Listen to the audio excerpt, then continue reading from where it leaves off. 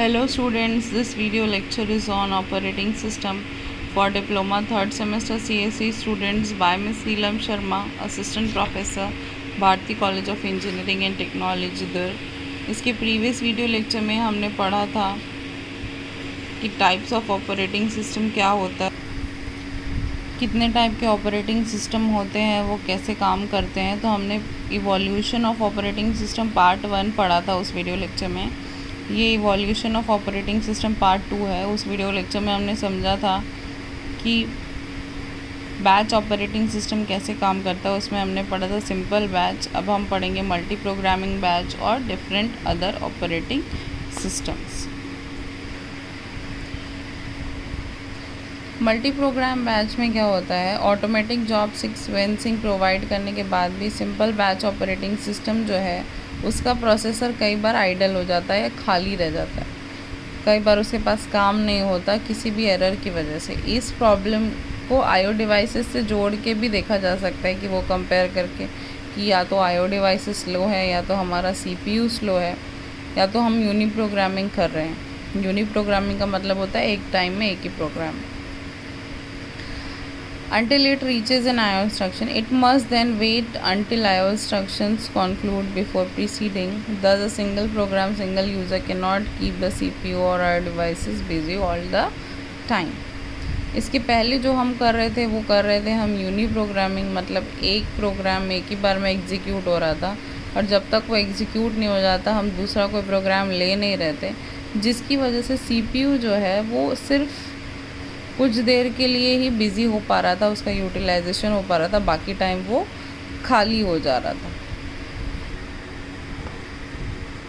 ये memory layout है unique programming का, जिसमें एक ऑपरेटिंग सिस्टम है, यूज़र प्रोग्राम का एरिया, एक ही जॉब एग्जीक्यूट हो रहा है एक बार में। रन वेट या तो रन करता है या तो वेट करता है, या तो रन करता है या तो वेट करता है। तो ये जो दोनों चीज़ें हैं वो क्या है, आइडल टाइम है सीपीयू का, जहाँ सीपीयू कोई काम नहीं कर रहा, खाली बैठा है, जिससे उसका यूटिलाइजेशन नहीं हो पा रहा। तो इसीलिए multi programming batch operating system का कॉन्सेप्ट आया। इसको हम मल्टी प्रोग्रामिंग ऑपरेटिंग सिस्टम भी कहते हैं, जो आपके सिलेबस में लिखा हुआ है। Is an attempt to increase CPU utilization by always having something for the CPU to execute. CPU utilization को बढ़ाने के लिए ये कॉन्सेप्ट लाया गया ताकि सीपीयू के पास हमेशा कुछ ना कुछ काम रहे करने के लिए। आइडिया ऐसा है कि ऑपरेटिंग सिस्टम एक जॉब पिक करता है पूल से और उसको एग्जीक्यूट करता है। अगर वो जॉब किसी वजह से वेटिंग में चला गया कि भाई उसके पास रिसोर्स नहीं है या कोई दिक्कत आ गई, एरर आ गया, तो यूनी प्रोग्रामिंग में क्या होता था, उस टाइम पे कंप्यूटर क्या बैठता था, खाली बैठता था। और मल्टी प्रोग्रामिंग में क्या होता है, वो स्विच करता है दूसरे जॉब की तरफ और उसको एग्जीक्यूट करता है। और जो वेट वाला जॉब है अगर वो वापस आता है तो वो क्या करता है, इस प्रोग्राम को छोड़ के उसको कंप्लीट करने चला जाता है, ऐसे स्विचिंग करता है।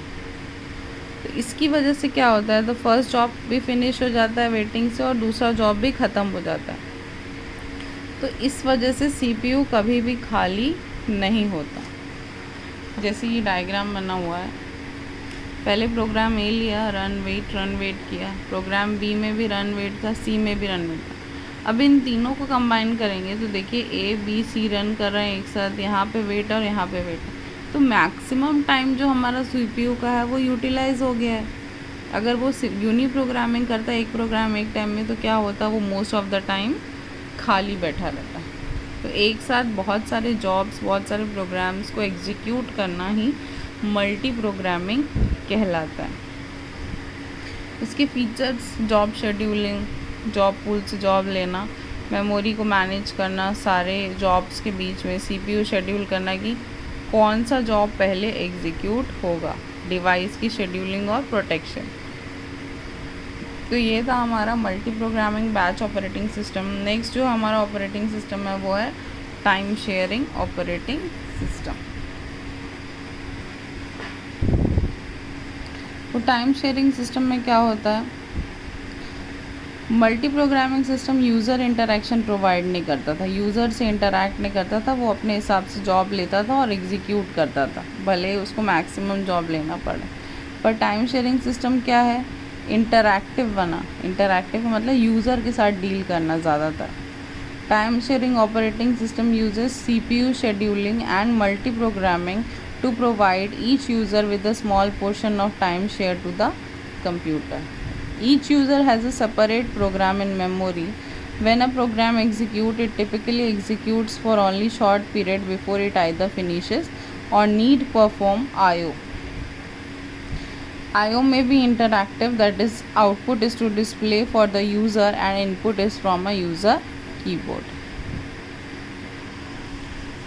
इस ऑपरेटिंग सिस्टम में क्या होता है, एक टाइम शेयर्ड ऑपरेटिंग सिस्टम है जो कि CPU शेड्यूलिंग और मल्टी प्रोग्रामिंग यूज़ करता है. हर यूज़र के पास एक अपनी सेपरेट प्रोग्राम मेमोरी होती है. जब भी वो प्रोग्राम एग्जीक्यूट करना चाहता है कोई शॉर्ट पीरियड ऑफ टाइम के लिए, या तो वो ख़त्म कर देता है या तो उसको I/O की ज़रूरत रहती है. तो वो I/O हमेशा इंटरैक्टिव होना चाहिए, आउटपुट होना चाहिए उसका डिस्प्ले करने के लिए, और इनपुट कहाँ से लेता है वो कीबोर्ड से. तो टाइम शेयरिंग ऑपरेटिंग सिस्टम क्या करता है, बहुत सारे यूज़र्स को एक साथ कॉमन कंप्यूटर को शेयर करने की इजाज़त देता है. सबको शॉर्ट टाइम के लिए वो हर एक यूज़र को क्या करता है, जैसे कि उसके पास 5 यूज़र है तो वो सबको टाइम पीरियड अलॉट कर देता है. इसको 10 सेकेंड, इसको 30 सेकेंड्स, इसको 45, इसको 60, इसको 90. जिसको जैसा जॉब एग्जीक्यूट करना है उसको अकॉर्डिंगली वो टाइम स्लॉट दे देता है. फिर क्या होता है कि ये अगर 10 सेकेंड के लिए फर्स्ट यूज़र को अलॉटेड है तो 10 सेकेंड के बाद ऑटोमेटिकली वो किसके पास चला जाएगा, दूसरे के पास. 30 सेकेंड के बाद इसके पास, दूसरे के पास. तो ऐसे वो टाइम शेड्यूल घूमता रहता है. वापस जब इसका ख़त्म होगा तो फर्स्ट यूज़र के पास आएगा 10 सेकेंड के लिए. तो इसको बोलते हैं हम time sharing operating system.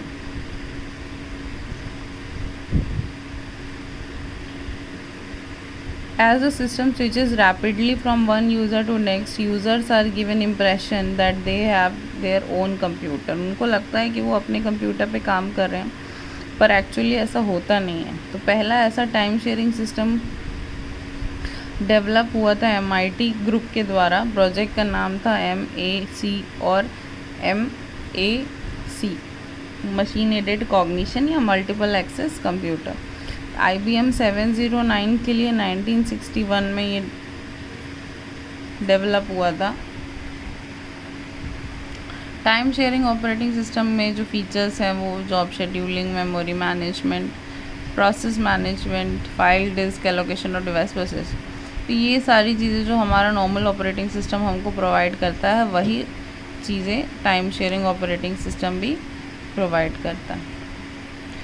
Difference between time sharing और मल्टी प्रोग्रामिंग ये है कि अगर in case of multi programming अगर हमारा ऑब्जेक्टिव है मैक्सिमाइज़ करना प्रोसेसर यूज़ को, और टाइम शेयरिंग में क्या होता है मिनिमाइज़ करना रिस्पॉन्स टाइम को. मतलब अगर यूज़र ने जैसे कुछ इंस्ट्रक्शन दिया तो टाइम शेयरिंग का पहला ये चीज़ रहेगा कि वो इंस्ट्रक्शन को फॉलो करके उस प्रोग्राम को एग्जीक्यूट करे. पर मल्टी प्रोग्रामिंग में हमारा एम क्या रहता है कि हमारा CPU यूटिलाइजेशन जो है वो मैक्सिमम रहे. तो ये डिफरेंस है टाइम शेयरिंग और मल्टी प्रोग्रामिंग के बीच का. नेक्स्ट आपका ऑपरेटिंग सिस्टम है real time operating system. Is often use as control device for dedicated applications. जो डेडिकेटेड एप्लीकेशंस हैं उनके लिए कंट्रोल डिवाइस की तरह ये वाला ऑपरेटिंग सिस्टम काम करता है. सेंसर्स जो है, सेंसर्स का मतलब क्या होता है, जो सेंस करते हैं. कैसे सेंस करते हैं, जैसे कहीं हम पिज़्ज़ा खाने जाते हैं तो दरवाज़ा ऑटोमेटिकली खुल जाता है.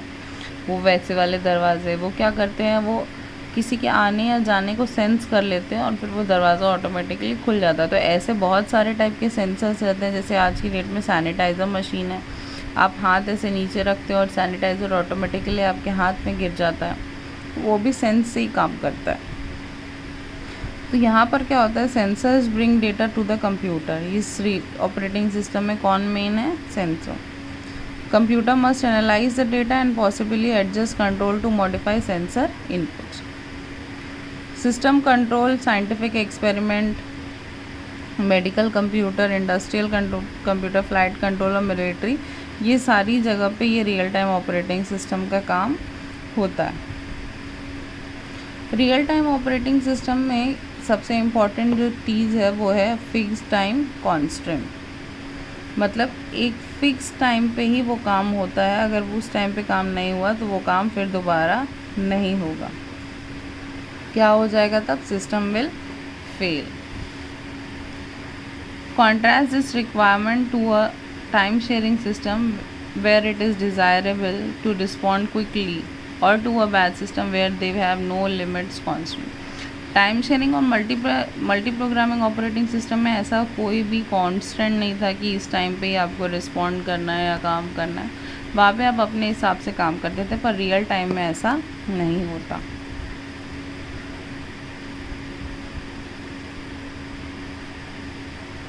Real-time operating system used in environment where large number of events, mostly external to the computer system, must be accepted and processed in a short time or within deadlines, क्योंकि time constant है यहाँ पे।